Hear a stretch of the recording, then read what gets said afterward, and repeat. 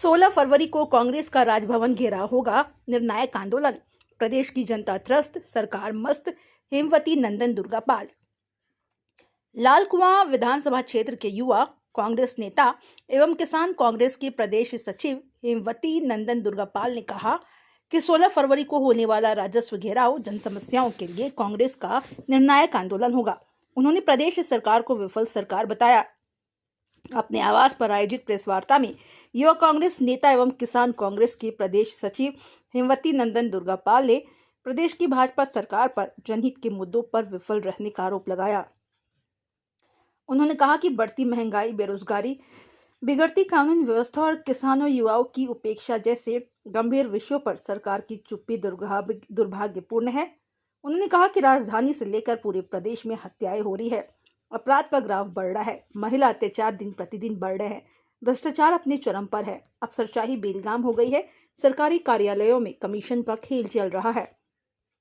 उन्होंने प्रदेश जनता और कांग्रेस कार्यकर्ताओं से 16 फरवरी को बड़ी संख्या में देहरादून पहुंचकर राजभवन घेराव कार्यक्रम को सफल बनाने और जनता की आवाज उठाने का आह्वान किया है। रिपोर्टर गौरव गुप्ता। पहले तो ज्यादा, पर इतने तो कम से कम लोग आएंगे, इसलिए मैं सभी बिंदु खत्तेबाजियों से, सब लोगों से ये निवेदन करना चाहता हूं कि सब लोग अपने लिए, अपने हक के लिए, अपने हक की लड़ाई के लिए इस शहीद स्मारक जल सेक्टर पर 10 बजे पहुंचे और सब लोग अपनी अपनी भागीदारी निभाएं और इस कार्यक्रम को सफल बनाएं। और हम इसका जो ज्ञापन है वो माननीय यहाँ के जो डीएम साहब हैं, डीएम साहब को देंगे। अगर डीएम साहब नहीं आए तो फिर उसके बाद हम लोग वहीं पर धरना प्रदर्शन करेंगे और जब तक डीएम साहब ज्ञापन लेने नहीं आएंगे तब तक हम वहाँ से हिलेंगे भी नहीं। पूरी क्षेत्र की जनता वहाँ बैठी रहेगी। उठ के अगर डीएम साहब अगर विलम्ब करते हैं, कोई वो करते हैं, तो उसके शासन प्रशासन की ही जवाबदारी होगी उसमें, और डीएम साहब खुद उसमें सम्मिलित होंगे। क्यों? डीएम साहब हमारे इस जिले के मालिक हैं और हमारे सर्वोच्च वो हैं, तो इसलिए इस पर निर्णय उनको लेना है। मुझे कब कैसे जाना है और कैसे इस बिंदु खत्ते को आगे बढ़ाना है, कैसे इस बिंदु खत्ते को राजस्व बनाना है, ये निर्णय खुद डीएम साहब को लेना है। हमारे मालिक वो हैं। तो इसलिए मैं सभी लोगों से यही निवेदन करता हूँ कि इस कार्यक्रम में ज़्यादा से ज़्यादा लोग भाग लें और इसको सफल बनाएं। और उसके साथ ही मैं मीडिया के सभी लोगों से निवेदन करता हूं कि सब लोग इसमें सहभागिता करें और इसमें सहयोग करें। इसके सामने सभी लोगों का धन्यवाद कर अपने वाणी विराम देता हूं। बहुत बहुत धन्यवाद। देखिए, सबसे पहले तो मैं मीडिया का और पूरे बिंदु खतरा क्षेत्र वासियों का, सभी संगठनों का धन्यवाद करता हूँ, जो कि आज सब लोग इस बिंदु खत्ता यानी अपने घर बचाने के लिए, अपनी ज़मीन के लिए, अपने बच्चों के भविष्य के लिए, अपने खुद के लिए जो एक मंच पर आए, एकत्र हुए, उसके लिए मैं सभी बिंदु खत्ता वासियों को और सभी लोगों का और मीडिया का सबका आभार व्यक्त करता हूं, धन्यवाद करता हूं। सबसे बड़ी बात यह है कि आज सरकार आई थी, डबल इंजन सरकार। इन्होंने 2 बार कहा कि हम लोग बिंदु खत्ते को राजस्व बनाएंगे। केंद्र में भी हमारी सरकार है, यहाँ पर भी हमारी सरकार है, लेकिन जनता ने यही विश्वास किया कि डबल इंजन सरकार केंद्र में भी, यहाँ पर भी है, शायद हमें राजस्व गाँव मिल जाएगा। इस वजह से सभी दलों के लोगों ने टूट के इधर उधर करके अपने हित के लिए, अपने हक के लिए इनको वोट दिया और बड़ी बहुमत से यहाँ से एक बार माननीय नवीन दुमका जी आए, एक बार माननीय मोहन बिष्ट जी आए, बड़े वोटों से जीत कर आए। लेकिन आज तक बिंदु खत्ता की समस्या जस की तस पड़ी हुई है। आज जब माननीय मुख्यमंत्री जी ने 3 बार घोषणा की बिंदु खत्ते को राजस्व बनाऊंगा करके, लेकिन उन्होंने अपनी घोषणा विलुप्त कर दी। उसके बाद हमारा वनाधिकार समिति इस पर काम कर रही थी।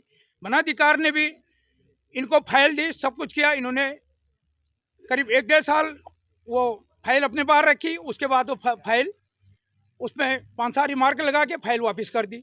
तो यहाँ से लोगों का विश्वास टूट गया। आज इस सरकार के प्रति आज लोग आक्रोशित हैं और अपना भविष्य, अपने बच्चों सबका भविष्य को देखते हुए लोग आज यहाँ पर यानी डरे सहमे हुए हैं। इसलिए लोगों ने आज सबने एक मंच पर आकर यह आवाज़ उठाई है कि हम बिंदु खत्ता का राजस्व लेके रहेंगे। और हम इस उत्तराखंड के वासी हैं, इस देश के वासी हैं, कोई हम बाहर से नहीं आए हुए हैं। 1947 में भी हमारे शरणार्थी भाई पाकिस्तान से आए, तब उनको भी ज़मीन दी गई, स्वागत है उसका। और 1971 में बांग्लादेश की लड़ाई में तब वहाँ से हमारे बंगाली शरणार्थी भाई आए यहाँ पर, उनको भी ज़मीन दी गई। तो 18 तारीख को हमारा जो है अभी एक विशाल रैली का आयोजन है, जो कि सरकार को चेताएगी और सरकार नहीं सुनेगी तो इस सरकार की जड़ें भी हिलाएगी। आगे क्या रणनीति आप लोग बना रहे हैं? ऐसा है, जो हमारे द्वारा जो दावा भेजा गया था वो पूर्व में जिला अधिकारी जो रही हैं उनके द्वारा जो है हमारा प्रस्ताव स्वीकृत है। और उसके बाद शासन में भी, अभी मैं आपको बताऊं, शासन में भी जब माननीय मुख्यमंत्री जी की घोषणा को विलोपन किया गया है, उसमें उस समय भी उसमें ये लिखा गया है कि जिला अधिकारी जो प्रस्ताव बिंदु खत्ते का है उसको स्वीकृत माना गया है। उसके बाद भी हमारे प्रस्ताव को बिना आपत्ति के वापिस जिलाधिकारी को भेजा गया। अब जिलाधिकारी महोदय पर बात है कि वो क्या इसमें कार्रवाई करेंगे, जबकि हमारे पत्रावली में कहीं से कहीं तक कोई टूटियां नहीं है, कोई उसमें वो नहीं है। हम जो कार्रवाई हमने की उसमें सारे दस्तावेज हमारे द्वारा लगाए गए हैं। तो जब हमारे द्वार पर कोई अधिसूचना जारी होनी थी, केवल अधिसूचना जारी होनी थी, वो नहीं हो पाई है।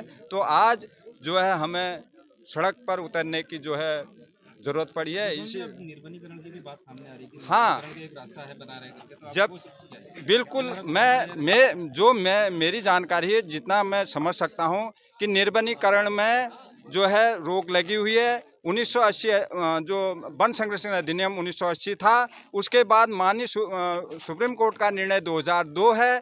तो उसमें स्पष्ट है कि निर्वनीकरण की अगर आवश्यकता पड़ेगी तो सुप्रीम कोर्ट से जो है उसमें आपको अनुमति लेनी पड़ेगी। इसी कारण मैं आपको बताना चाहता हूं, जब वन संरक्षण अधिनियम 1980 आया, माननीय सुप्रीम कोर्ट का जो फैसला 2002 आया, उसके बाद कहीं भी जो है कोई भी वन को अनारक्षित नहीं हुआ। तो इसी कारण वन अधिकार अधिनियम 2006 को लाना पड़ा। आज भी मैं आपको बता दूं, 2013 में भी इसमें जो पूर्व हमारे मंत्री जी रहे हैं, दुर्गापाल जी कैबिनेट मंत्री, उनके द्वारा भी इसमें पहल की गई। तब भी शासन में ये लिखा गया कि वन अधिकार अधिनियम 2006 के तहत ही इसमें कार्रवाई हो सकती है। अगर आपको अब लेख चाहिए वो भी दिखा सकता हूँ। 2020 में एक आपका निर्वनीकरण का प्रस्ताव वन विभाग द्वारा गया शासन को, उसमें भी यही चीज़ दर्शाई गई कि वन अधिकार अधिनियम 2006 के तहत कार्रवाई करने पर अधिकार मिल सकता है। इसमें सुप्रीम कोर्ट की जो है वो है रोक है। तो लिहाजा या तो सुप्रीम कोर्ट में रीट दायर की जाए, ये स्पष्ट है। अब निर्वनीकरण की बात कैसे की जा रही, किस स्तर से की जा रही है, ये मेरे समझ से परे है। जबकि वन अधिकार कानून इतना सरल कानून है जिसके तहत पूरे देश में 1600 जो है गाँव को राजस्व गाँव का दर्जा मिल चुका है। और यहीं उत्तराखंड में 6 गाँव को उस अधिनियम के तहत दर्जा मिल चुका है। तो हमारे लिए दोहरी नीति क्यों, इस बात का हमें बड़ा दुख है। इसी बात को लेते हुए 18 को जो है हमारा धरना प्रदर्शन है।